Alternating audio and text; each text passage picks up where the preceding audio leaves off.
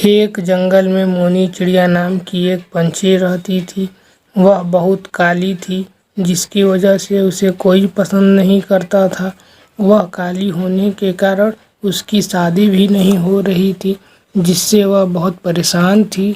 मोनी चिड़िया, मेरी शादी होने वाली है। लड़के वाले जब मुझे देखने के लिए आए थे तो वह सिर्फ मेरी सुंदरता को देखकर ही तुरंत तैयार हो गए थे।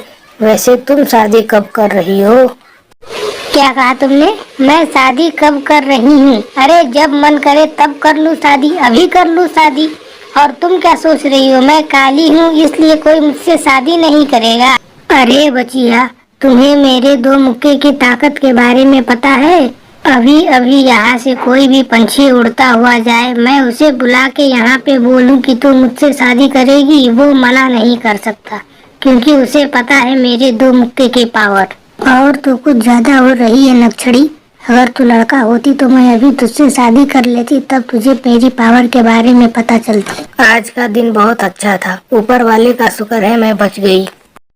चलती मैं, समझा क्या?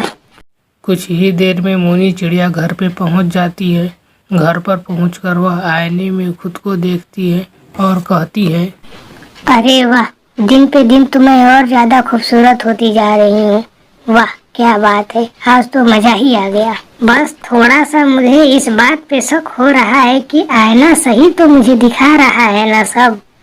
क्या पता मेरे दो मुक्के के डर के कारण ये भी गलत दिखा रहा हो, मैं जो देखना चाहती हूँ वही दिखा रहा हो। तभी मोनी चिड़िया की बहन वहां आ जाती है।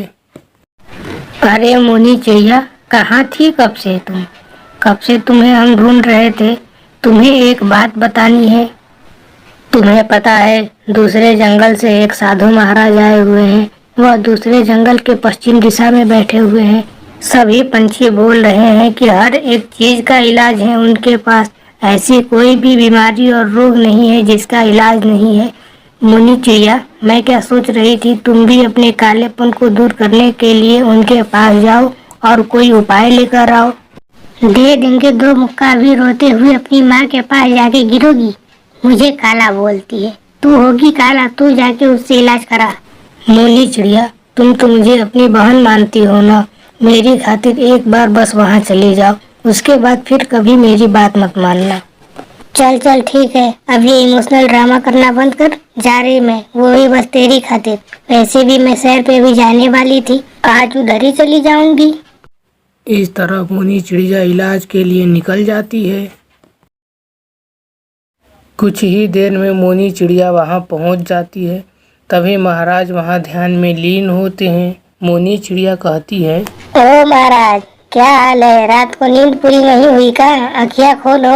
अभी नहीं खोल रहा है। ओ ढोंगी महाराज, आँखियाँ खोलो। बच्चा, तुम्हारे हम हैं चाचा, ढोंगी के नाम पे ही आँखियाँ खोल दिया। बोल बच्चा, क्या परेशानी है तुझे? एक मिनट रुक जा बच्चा, तेरी परेशानी तो तेरी शक्ल से ही समझ में आती है। और तेरी भी। मुझ पे शक? बच्चा, क्षमा बाबा क्षमा, कृपया मेरी परेशानी का हल बताइए बाबा।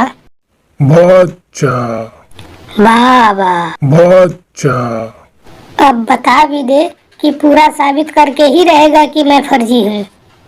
तेरी परेशानी तेरी कुरूपता यानी काला होना है, यही परेशानी है ना बच्चा? बाबा परेशानी जानते हैं तो उपाय भी बताइए। नहीं है, तेरी कुरूपता यानी कालेपन का इलाज मेरे पास तो क्या इस पूरे ब्रह्मांड में भी किसी के पास नहीं है। तेरी कुरूपता प्राकृतिक है और प्राकृतिक को बदला नहीं जा सकता, समझी बच्चा?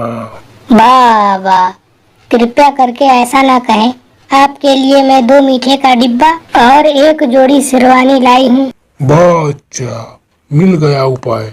ये आईना ले जा बच्चा, जब भी तू इसमें देखेगी कुछ देर के लिए तू गोरी हो जाएगी और फिर कुछ देर बाद वापस काली हो जाएगी। जब फिर वापस काली हो जाएगी तो फिर से इस आईने को देख लेना। इस तरह तुम हमेशा गोर बनी रहोगी। अब मीठे का डिब्बा लाओ बच्चा। जिसका इलाज पूरे ब्रह्मांड में नहीं था, एक मीठे के डिब्बे से ही मिल गया। अब मैं चलती बाबा। मीठे का डिब्बा बच्चा। देती ना। ये क्या कर रही हो बच्चा? देती हूँ ना। ओके जानो तू धिम धिम ना, धीरे धीरे जरा दम लेना, प्यार से जो मिले गम लेना, दिल